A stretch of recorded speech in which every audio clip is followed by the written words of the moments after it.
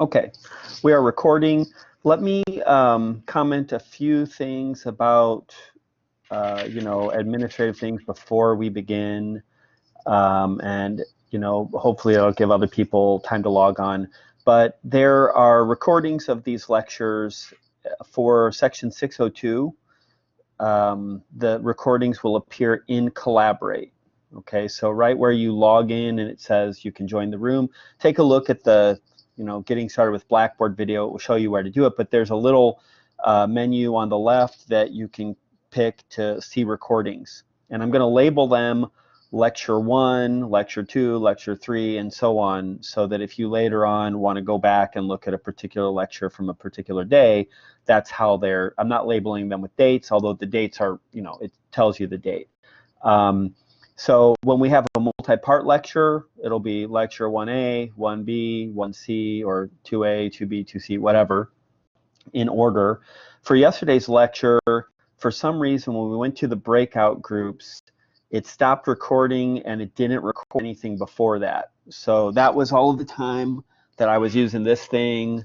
And so what I did is I put under course content a little short video that I called Lecture 1B, where I just, again, demonstrated this. And because for people tuning in after the fact, all they saw was your drawings of the model for that thing, but they didn't have any context. So if that happens again, if there's a missing part of a lecture, I will put those missing parts under course content, because it doesn't let me put them in Collaborate if it wasn't recorded in Collaborate. So hopefully we can avoid that this time. I'm going to try something different to try to make sure when we go to breakout sessions that that doesn't happen.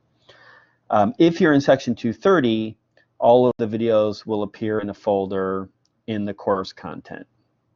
Okay. Does anyone have any questions about anything? I know we didn't really learn any new stuff or anything yesterday, but does anyone have any questions about anything before we begin? Wyatt. So you said that the homework schedule that was based off of, was that based off the free book, or was that based off the Shaw's College Physics? So the lecture schedule, where it tells you we do chapter 2 on this day and chapter 3, those are the free PDF textbook. Okay. But the homework schedule, it has 2 columns. One column says college physics, and that refers to the, this book that's called College Physics. And then the other column says 3,000 problems, which then refers to the other problem book. Gotcha. So, hopefully after today's lecture, you'll be able to get started on some of that homework. And then, once you start navigating those books, it'll be, hopefully more clear. Great. Any other questions? Okay, so let me share my whiteboard. And then what we're going to do is we're going to start out a little, just easing into things. I want to talk about measurements. Actually, in particular, I want to talk about measurable quantities, the type of, some quantities we can't really measure and some we can. So I want to talk about what it is to make a measurement and then what are measurable quantities.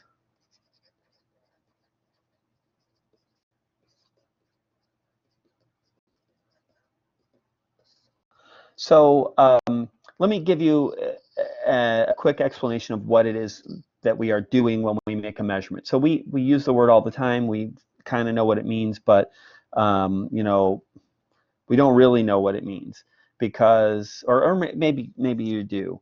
But when we make a measurement, what we're technically doing is we are taking some quantity and we're comparing it with some standardly accepted value. So for example, when we measure the length of something, we measure it in meters. There is an actual physical object called the meter. It's a bar of metal in France. And actually, recent sort of news, it's been redefined.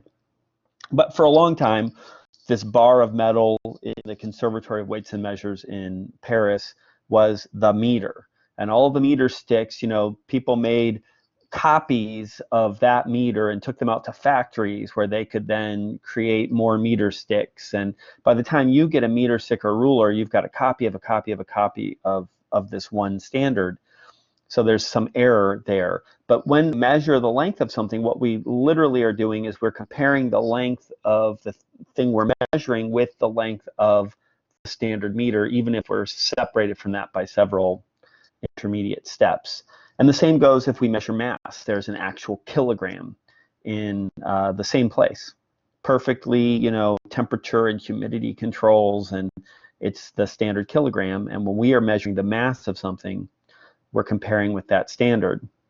The second is our third fundamental unit. So we have the meter, the kilogram, and the second. I'll just put these guys in a box.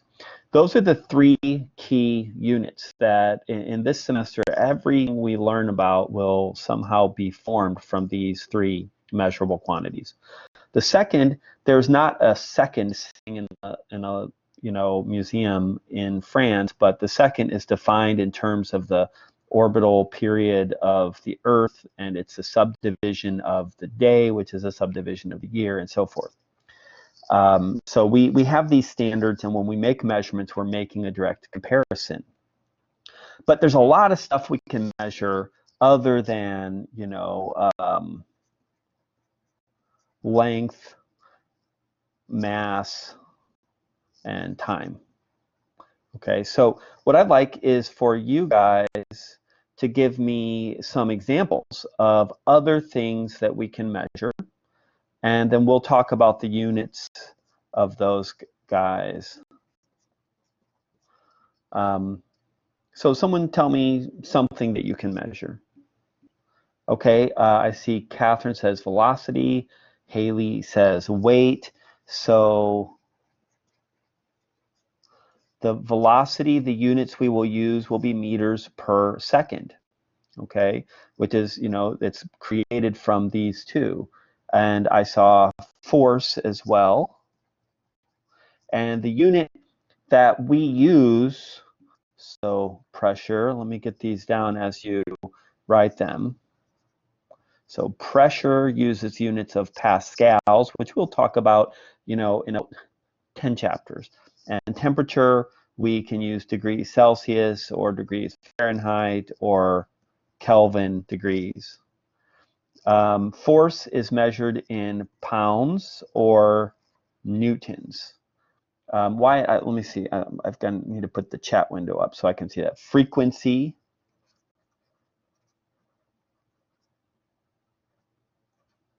which is measured typically in a hertz, which is equal to 1 over a second, per second. Voltage. Voltage with the cleverly named unit, the volt. Good, these are great. Any other things that you can think of that we measure? Anytime we have a device that's called a somethingometer, the word meter is a Greek word that means measure. Energy, which is in joules. Decibels. Well, actually, decibels is the unit. So what that is a measurement of is intensity.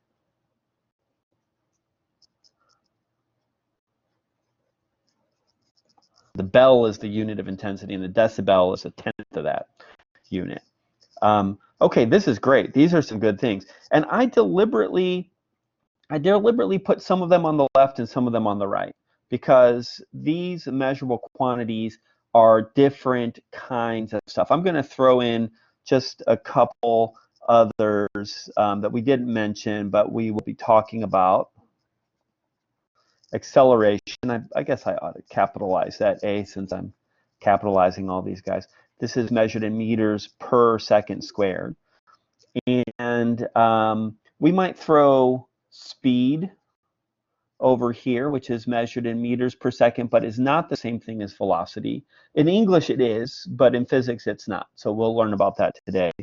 And we also could talk about the displacement, which is Not exactly the same as length, but it's also measured in meters.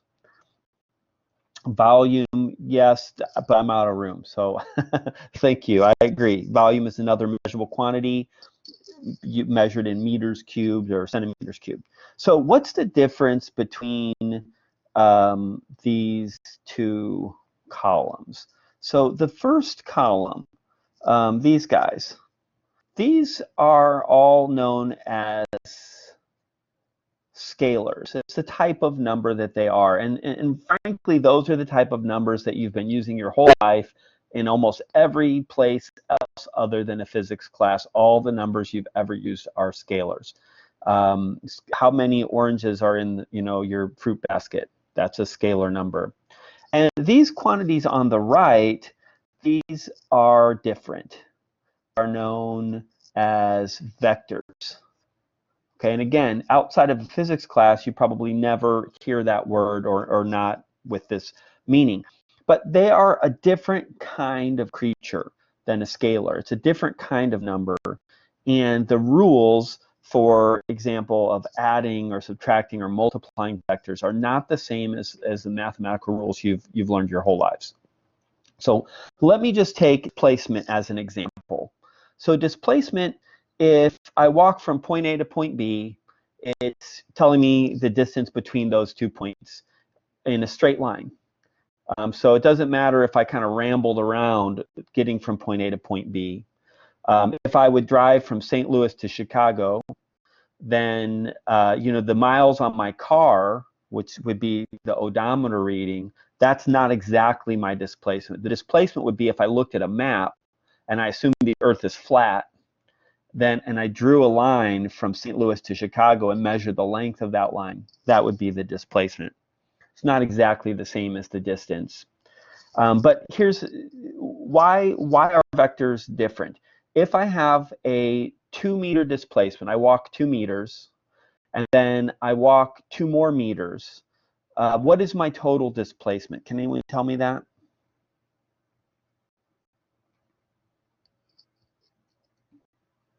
Four meters. That's a good guess. Anyone have a different guess? Wyatt? Is it 2? That's another good guess. Hmm. Any other good guesses?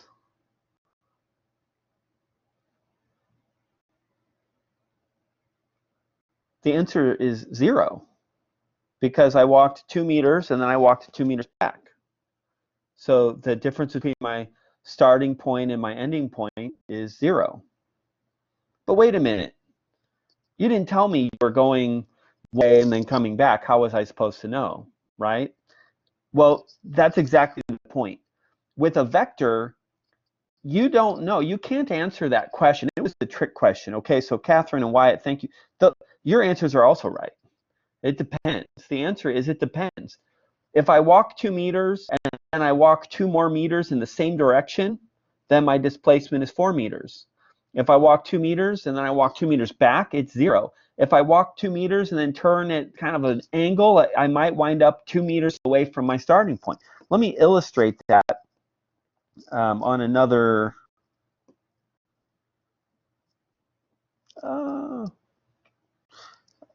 Okay, just give me 1 second. I accidentally did this a little bit in a funny way on my software.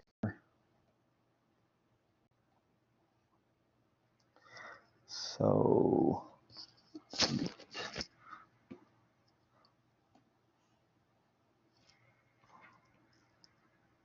okay, so suppose I walk 2 meters.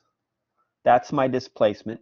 And from there, I go 2 more meters. Well, I could go 2 meters that way, or I could go 2 meters that way, or 2 meters this way. I can go that second 2 meters, who knows? So I could wind up with a total displacement of 0 or 4 meters if I went in a straight line, or maybe this one would leave me with a distance of 2 meters from my start point to my final point, as Wyatt suggested. In fact, anywhere between 0 and 4 meters is possible, when I'm adding a 2-meter displacement and a 2-meter displacement. 5 meters is not possible. It's not possible to add 2 and 2 and get 5, but you can add 2 and 2 and get 2, or 2 plus 2 equals 3, or any number between 0 and 4. So when I say I went a 2-meter displacement and another 2-meter displacement, that is incomplete information. Now with scalars, there's no problems. The scalars numbers like mass, if I say I have 2 kilograms of apples and someone gives me 2 more kilograms of apples, how many apples do I have? I have 4 kilograms. There's no doubt or ambiguity about that. 2 plus 2 equals 4 when we're talking about scalars. But displacement, if I say I have 2 meters and 2 more meters, what's the total displacement? Your answer should be, you didn't give me enough information. I don't have enough information to answer that question. So what's the information that's missing if I say I walk 2 meters and 2 more meters? What's my total displacement? What information am I missing? Wyatt? The angle. Yeah, the angle or the direction that I'm going, right? Yeah, Catherine, if I go north and then I go north again, that's enough information. If I go north and then due west, that's enough information. I go north and then I go, let's see, west is that way. And then, using some, Pythagorean theorem, if this is 2 and this is 2, this would be the square root of, 4 plus 4 using the Pythagorean theorem. Hopefully you remember that. So that winds up being 2 times the square root of 2, which is about 2 and 8. Anyway, the point is, it depends on the direction. And so vectors require, they must include what's called the magnitude and the direction. If I tell you only the magnitude is the number, how big it is. If I tell you only the magnitude, I haven't told you the whole vector. If I tell you only the direction, I also haven't told you the whole vector. If I say I move north, how far am I from my starting point? I move north and then I move west. I told you the directions, but I didn't tell you the magnitude, how far. So you can't have a question any more than you can answer the question, I walked 2 meters and I walked 2 more meters, how far am I from my starting point? You need all of that information. So going back, then the vectors, I said speed and velocity are not the same thing in physics. In English, they are, right? How fast are you going? What was your speed? What was your velocity? Those all are asking you the same thing. And they're generally just asking what's the number on the speedometer of the car. And that's what we would call speed. It's just a number. And the speedometer of your car doesn't know if you're going north or south or what. It's just a number. Whereas velocity, if I use the word velocity in physics, I'm being more specific. I need to include the direction as well. Okay. The same goes for force and acceleration and displacement. And as we go through the semester, I'll be pointing out when just the language requires, when I say the word velocity, I really specifically mean a vector. I need the direction as well. And sometimes maybe we only care about the speed, how fast you're going. All right, any questions about the distinction between those two things? A good kind of, trick when you see a new quantity and you want to know, is it a vector or a scalar? And this is not foolproof because obviously speed and velocity, physicists made this arbitrary decision. We're going to use one word for the scalar and one word for the vector.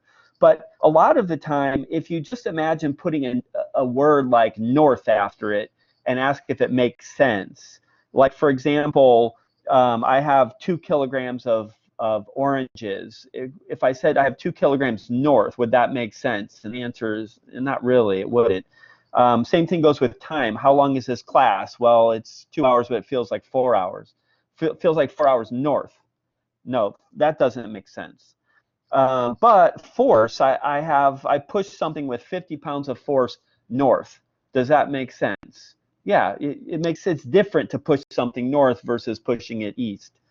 And again, we have to learn the lingo displacement. We don't really know that before coming to physics class, but that we have to include the direction. And if we're not including the direction, we would just call that thing a distance. We won't really talk about distance much. Okay, so what I'd like to do is try to use a graph to illustrate some of these concepts. Raise your hand if you remember like graphing lines in math class.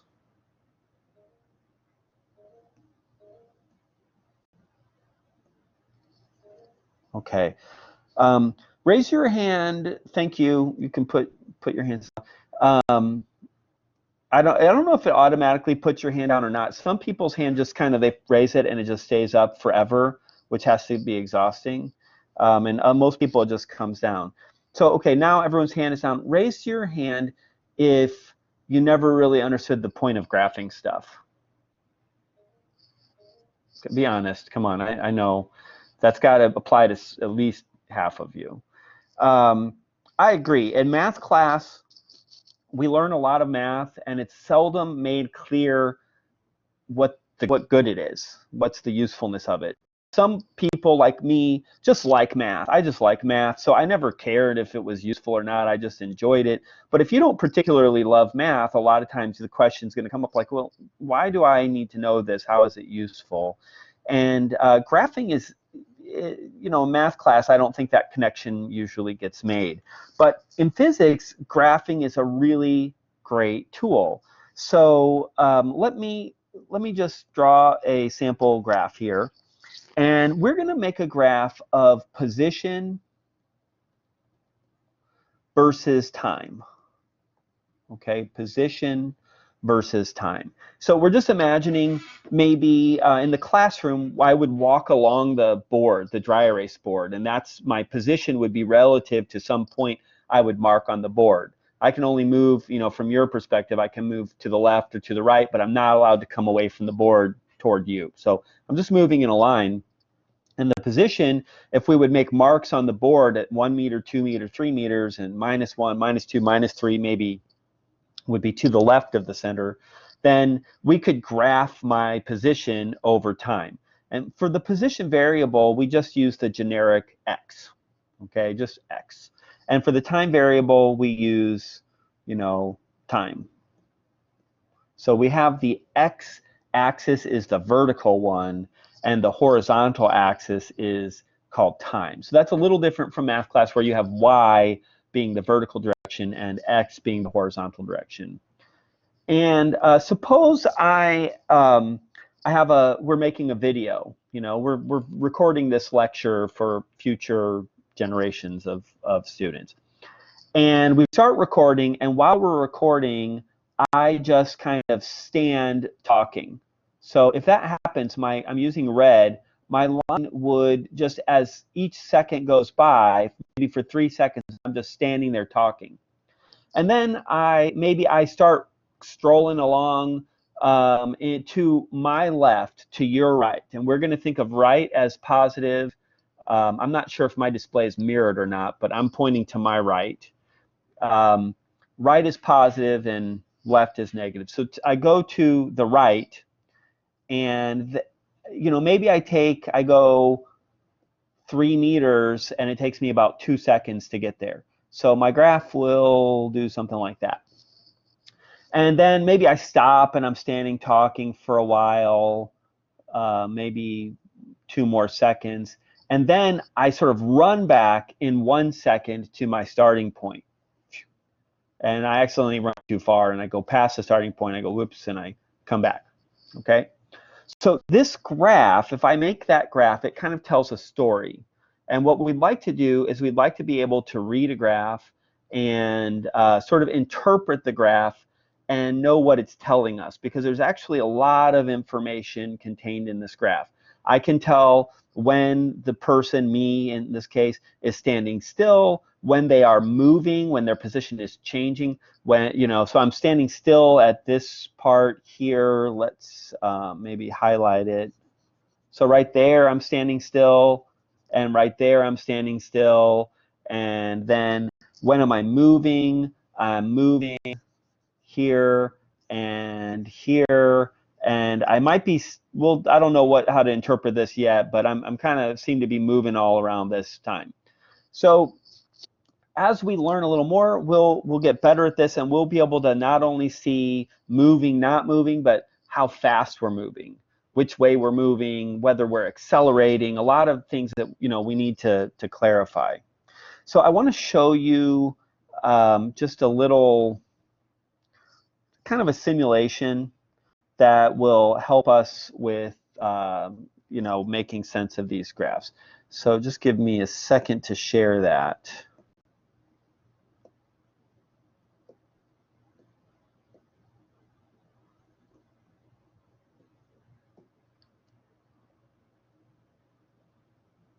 Okay, so we've got a guy up here, and he can either go home or he can go, look at this tree. And then underneath it, we have a graph, which if I, move him around, we can see his position changing on the graph. So the vertical axis, I'm not doing anything. I don't know why he keeps dancing. So this guy just kind of moved around a little bit. He moved to, 2.5 meters, and then maybe he's going to go over to his house and stand there for a while, and then he's going to casually, come on, guy, walk back to the left. He's going to casually go back to his starting point, and maybe he's going to go check out that tree for a little while. But that, I ran out of graph. So stop.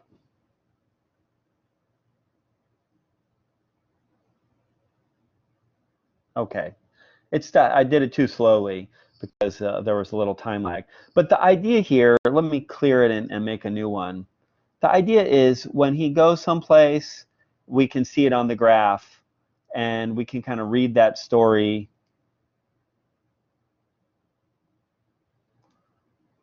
Come on, guy, go. Okay, he's having an epileptic issue here, and then he goes back to his starting point. So if I didn't see what he did, but I watch this graph, I look at the graph, I can interpret it. He started at the origin. Now, the origin is whatever we decide it is. Sometimes objects won't start at the origin. They might start somewhere else. And so the graph doesn't have to start at 0. It could start up here. He might start out at home, and then he may kind of walk to the tree and back. But he walked to about the 4-meter mark, and then he stood there kind of thinking, what should I do? And then he started going back toward the starting point, and then he just like went crazy. He did like a shuttle run or something, back and forth. He finally got to negative almost 5 meters. He stood there for a while, and then he decided to very quickly back to his starting point.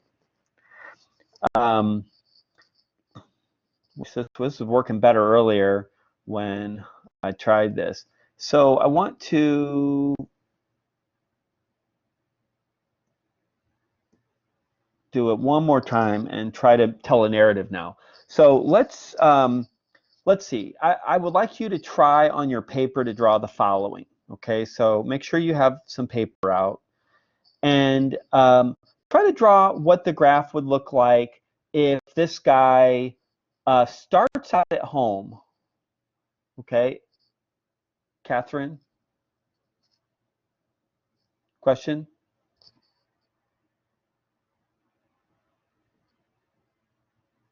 Sorry, I clicked the button by mistake.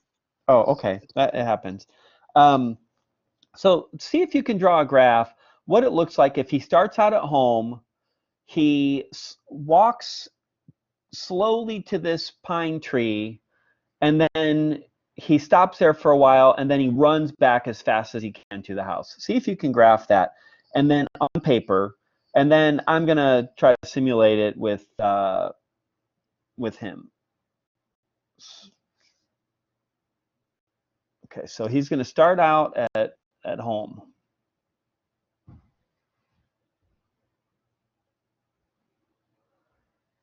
And go ahead and graph it. I'll give you about a minute for that. If you're watching this video, after the fact, you should still try to do these exercises. When I have the students do exercises, give yourself a minute, pause the video, try the exercise, and then check yourself, because you know, this is an activity that is designed to help you learn something, not something you watch and then you just understand it.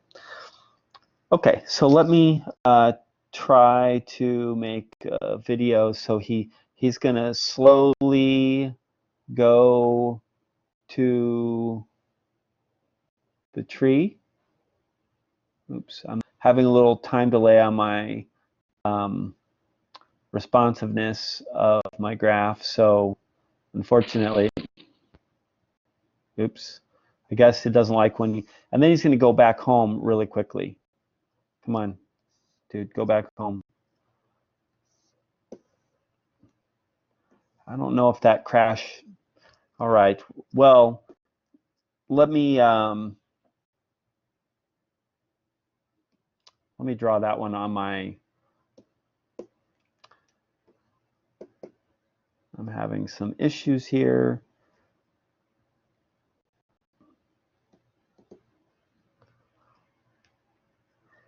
Okay.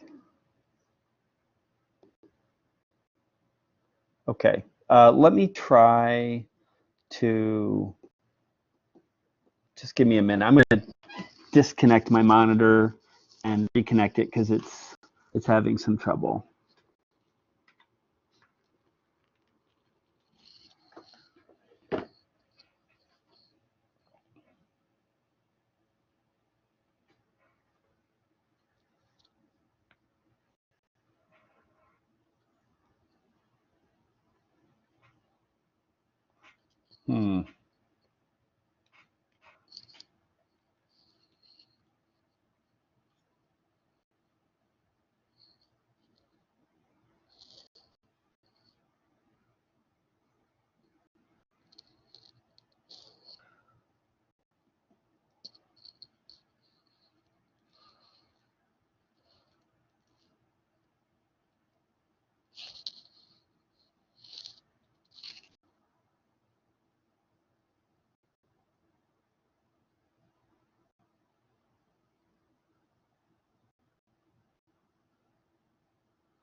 Okay, sorry about that. That little applet really, my computer didn't like it.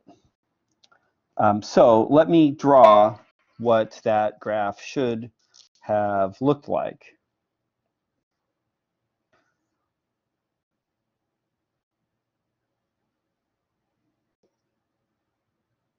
Oops. There we go. So we had 8 meters up here and minus 8 meters here.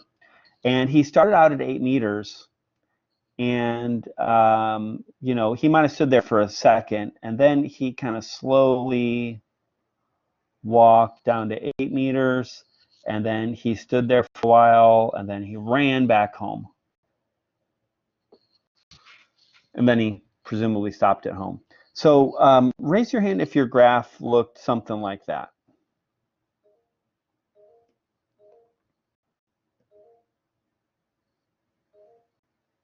Okay, awesome. So then I think you're ready for the following activity. What I'm going to do, I'm going to show you this question. Okay, we're going to look at a question. You're going to read that question. And then we're going to do a little bit of a poll to see what you guys think the answer is. So we're going to do these activities a lot in class. If you're watching from home, you should pause the video and think about it and try to come up with what you think the answer is. Don't just watch to see the answer, because this is an activity. It's not about the answer, it's about the process. So let me show you this slide and go ahead and look at it, and I'll give you a few minutes to think it over. It's basically telling a story about a person moving around. There are these points P, Q, R, and P, which we can see what they're talking about on this scale. And then there are 6 graphs, and your job is to pick which graph accurately depicts what is described in the test. So go ahead and try that.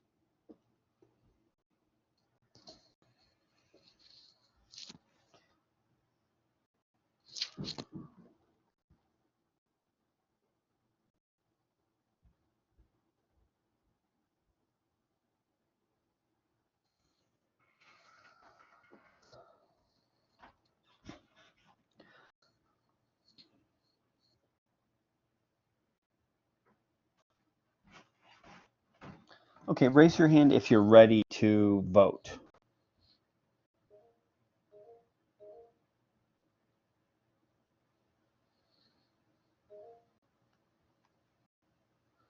Okay, I'm going to give you another maybe 30 seconds.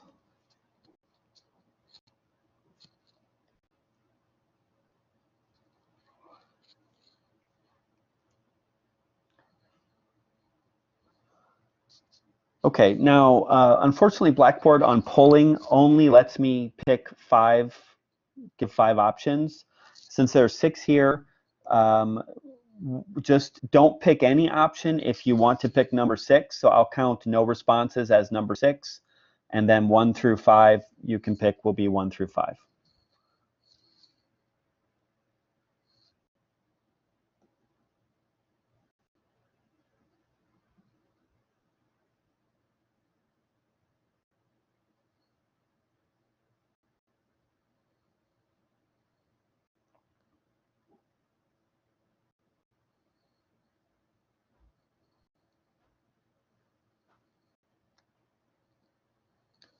Okay, raise your hand if you haven't picked yet, but you do not want number 6. You're just still thinking.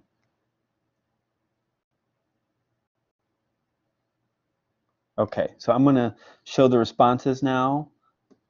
So that means we have nobody who picked number 1, and nobody picked number 5.